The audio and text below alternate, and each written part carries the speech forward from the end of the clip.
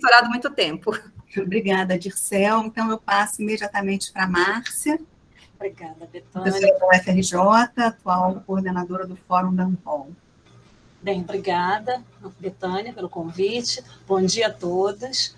Como Dircel e Betânia disseram, eu estou na coordenação do Fórum de Editores da Ampol, juntamente com Gerson Albuquerque, da Universidade Federal do Acre. Ele é da área de literatura, né? Eu sou da área de linguística, e também estou na direção da Ampol, né? Que no momento tem a presidência da Silmara Silva, que é professora da UF, né? E Marcos Widmer, que é professor da UERJ. Bem, eu vou falar um pouquinho também, como a Dircel disse, né, para dar continuidade às questões, né, que interessam aos editores associados aí à Ampol, dos programas associados à Ampol.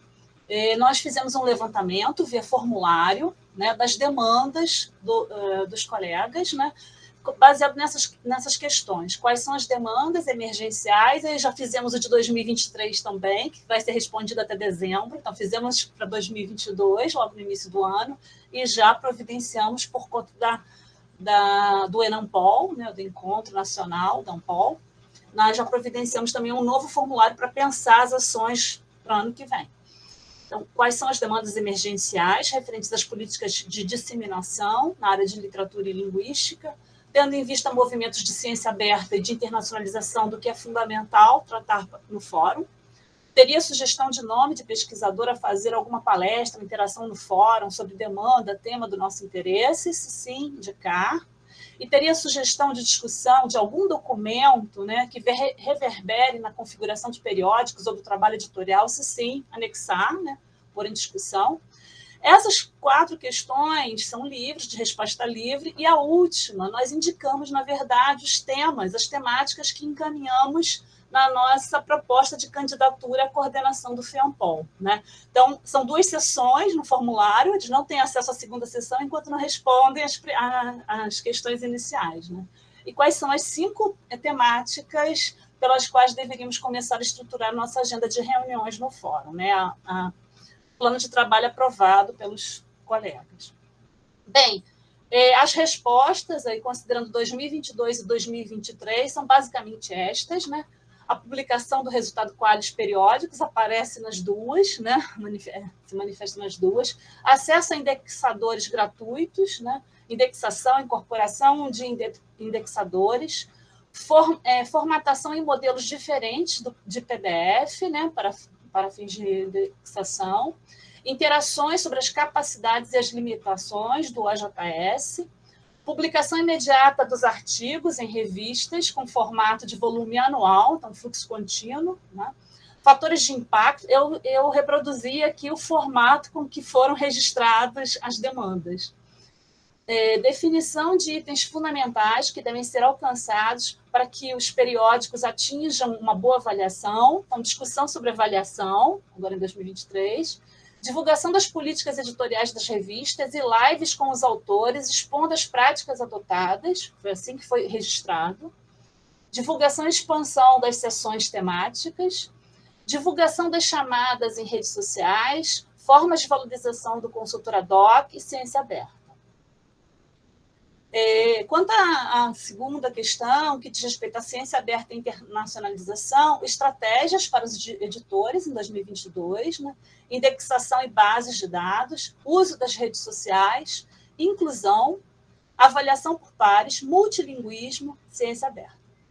Em 2023, indexadores, ética na atividade editorial, ética na publicação e tradução. Então, são essas as demandas registradas pelos editores dos periódicos na área. Quanto à indicação de documento para discussão nas nossas reuniões, né, periódicas, não há, até o momento, nenhuma resposta. E quanto às 5 temáticas que nós indicamos todas essas aqui no nosso plano de ações, né? Processo de qualificação de periódicos vinculados ao FEAMPOL, demandas e desafios para a ciência aberta, demandas e desafios para a internacionalização, créditos pelo trabalho editorial, sujeitos docentes, discentes e técnicos envolvidos, valor laboral do papel do editor no trabalho editorial, diálogo e diplomacia entre parecerista, editor e autor no trabalho editorial, ética em publicação e no trabalho editorial, otimização de metadados para busca e acesso e questões éticas de segurança de metadados, acesso, ciência aberta, transparência dos documentos resultantes do diálogo entre parecerista, editor, autor no processo editorial, ciência aberta, transparência de índices, de acesso aos números, de número de artigos submetidos, negados, né, rejeitados, cotidiano e sobrevivência de periódicos, plataformas, aplicativos, algoritmos para otimização do trabalho editorial, essa troca, né? Ações formativas de sujeitos com diferentes papéis no trabalho editorial, processo de autocrítica, índices relativos a submissões, acessos, histórico de pareceristas por artigo, cenário atual da publicação, disseminação da área, índices de mensuração, né, usados, fator de impacto, entre outros, né, periódicos que não sejam qualis, né, e aí, publicar ou não, emitir parecer ou não, há questões porque há quem se negue, né, a emitir parecer para um periódico que não tem uma avaliação que se considere boa, bases para registro de atividades, perfil de parecerista, né, por exemplo, o BOM, né, bases de dados para indexação de periódicos e dinâmicas e lugares de comunicação sobre os números, né, sobre os periódicos brasileiros, visibilidade, né, nacional e internacional. E aí a indicação, vocês veem que são poucas respostas, né, mas as pessoas falam, né, nas reuniões, mas às vezes para responder o formulário, acho que está todo mundo rejeitando responder formulários, e nós pedimos que um editor só respondesse, né? Mas, de qualquer maneira, nós vemos aqui que o processo de qualificação está em jogo, demandas e desafios, créditos pelo trabalho editorial, valor laboral do papel dos editores e ações formativas. E, neste ano, mesmo processo de qualificação de periódicos, demandas e desafios para a ciência aberta, internacionalização, créditos pelo trabalho editorial, o cotidiano e sobrevivência de periódicos e o cenário atual de publicação e disseminação da área e índices de mensuração usados, né? Então, esses são os pontos que vêm sendo indicados. Bem, na mesma linha de convidar pessoas, né, além de nos reunirmos e tratarmos de vários assuntos, de questões que nos interessam, nós temos convidado, sempre ouvindo, né, os editores, e já houve, né, uma palestra do professor Guilherme From, foi indicado no formulário, foi um dos nomes indicados no formulário de 2022, no de 2023 outros já foram indicados, mas para o próximo período. Desafios de qualificação dos periódicos. O professor Miguel Oliveira Júnior, que foi presidente da Associação Brasileira de Linguística, há pouco tempo, falou de ciência aberta e periódicos acadêmicos. E nós já contactamos o professor José Magalhães, que vai confirmar a data tão logo seja divulgado o resultado, né, da avaliação qualis de periódicos. Neste ano, nós estamos fazendo um intervalo maior entre as reuniões, porque os editores assim pediram. Quando nós fomos definir qual seria a nossa agenda de encontros, nós definimos, inclusive, as datas, né, para as pessoas se prepararem para poderem participar, e houve um pedido que houvesse pelo menos 2 meses de intervalo por conta das inúmeras tarefas em que nós estamos envolvidos, né, e nesse formato que é híbrido, né, às vezes trabalhamos em mais de mais de uma maneira, né, em mais de um lugar. Bem, outros destaques que eu vou fazer a partir das conversas, né, nas reuniões que nós já fizemos, sem palestras, né, questões sobre processo e política de avaliação, condutas, ética, responsabilidade, diplomacia, acessibilidade, valorização nacional de papéis do processo editorial, processo e política de retratação. Eu vou falar rapidamente, mas uma questão que vem chamando a atenção também é a avaliação. Nem sempre as pessoas têm uma noção do processo de avaliação, e mesmo os autores, talvez tenhamos que investir um pouquinho em algum tipo de informação sobre o processo, que é complexo, que envolve cooperação, né? E que envolve também espera, às vezes, né? Como somos temos muitas tarefas, às vezes os editores esperam mais tempo do que gostariam, né? O retorno do parecerista, o retorno do autor. Então, as pessoas falam num processo mais rápido de publicação, mas existe também um tempo que é desses diálogos que estão envolvidos no processo.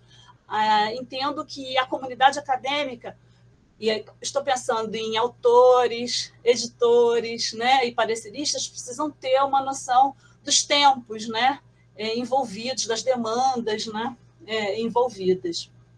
E também é preciso tirar essa ideia de que tem uma arena ali, que não há empatia nesse cenário, porque eu acho que no imaginário coletivo prepondera uma ideia de que quando o artigo é negado, rejeitado, né, que o outro não dá espaço, está puxando o tapete, não é essa a ideia. Então, assim, desfazer isso. Acho que é preciso investir num processo de conscientização dos sujeitos envolvidos nessa prática, e entender que a crítica, né, a avaliação, ela faz parte do processo, em qualquer, né, em vários espaços, né, até fora do acadêmico, né, a avaliação, né. E acho que precisamos também sensibilizar as pessoas para uma devolutiva com respeito, com contribuição efetiva ao outro, ao trabalho do outro, com olhar respeitoso do trabalho do outro, com diplomacia, com cuidados éticos e legais, né, e informar, né, indicar caminhos, né? Então, investir em pareceres que realmente afetem o outro, né? E não sejam pro forma, né? Ou sejam muito depreciativos, de uma maneira que não revela respeito por um outro sujeito, né? Que também tem lugar naquele espaço de interlocução. Eu entendo que essa é uma frente. Nós temos sempre procurado, no processo de avaliação, buscar listas, né, de potenciais revisores, né, avaliadores, nos espaços que participamos. A Unpol, por exemplo, é um espaço que fornece lista, né, de pesquisadores por área, né? Então, nós fazemos isso. Mas há outros espaços, há plataformas que nos levam também a acessar perfis, né, de avaliadores mais ou menos ligados aos artigos que... Então, discutir isso, acho que é uma pessoa aqui que fala sobre informação, métricas de informação, para poder falar melhor a respeito, mas pensar nisso, ter isso no campo de visão, né?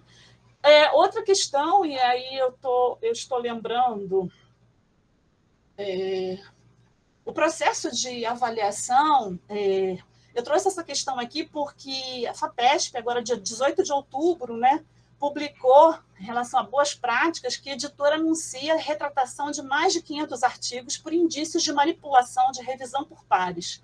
Revisores e editores trabalharam de forma combinada e regular para viabilizar a publicação de papers. Então, na COP, por exemplo, existe todo um conjunto de elementos, né, indicando quais são as boas práticas, né, na revisão por pares.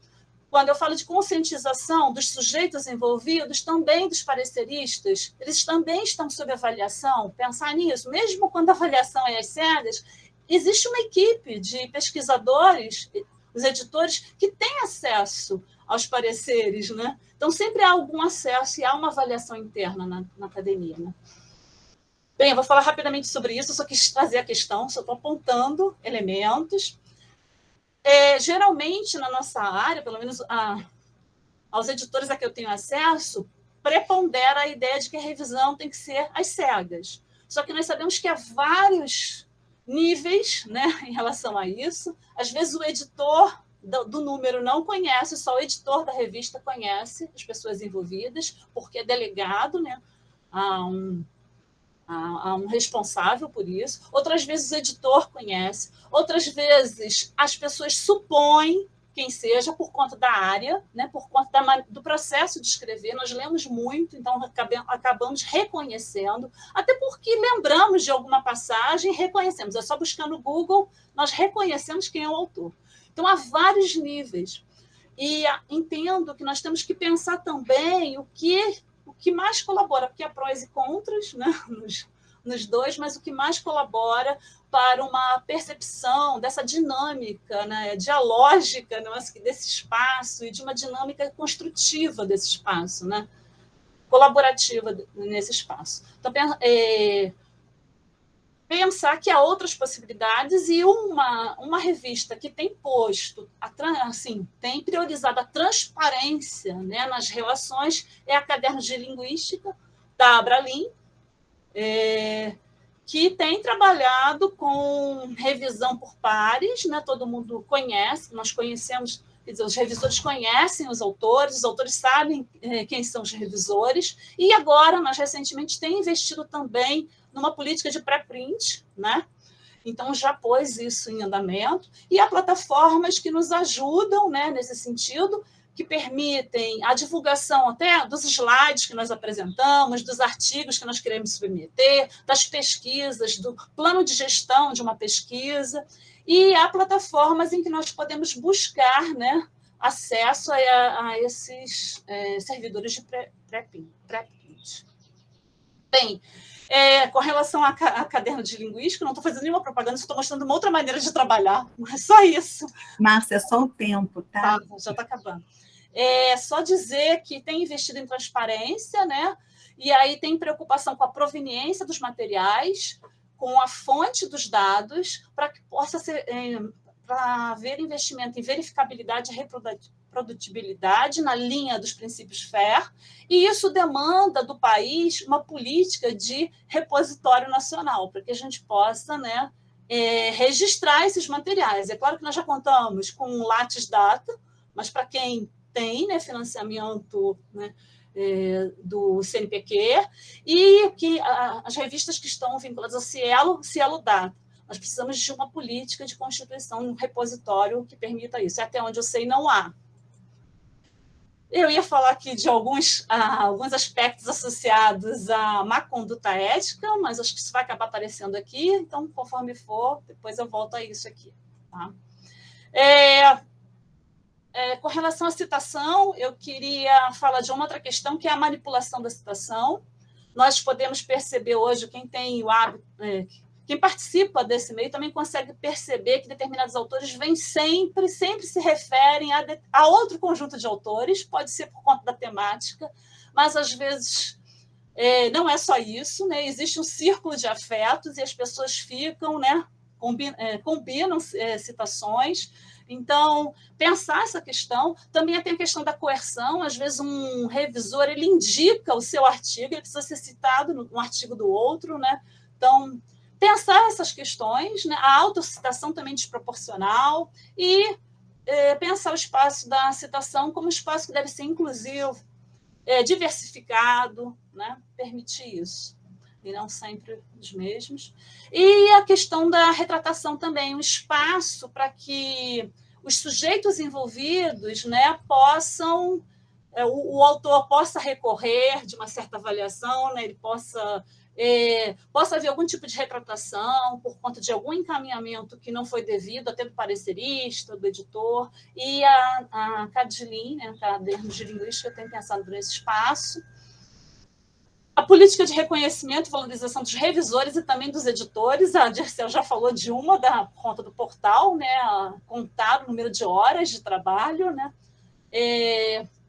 mas já plataformas visando, né, a essa política, né, de visibilidade, de reconhecimento desses lugares, né, de acreditação, e a Caderno de Linguística, que é uma revista que eu conheço, que publica as avaliações feitas. Isso funciona como um produto para quem fez a avaliação. De qualquer maneira, nós temos que pensar em que medida, né, esse trabalho, que demanda tempo, né, e conhecimento, ele pode garantir algum tipo de retorno para o revisor, e esse revisor, quando convidado, possa se engajar efetivamente, porque agora o não aos convites é cada vez mais frequente também por conta das inúmeras demandas. Nós temos tendo que escolher entre tarefas, né?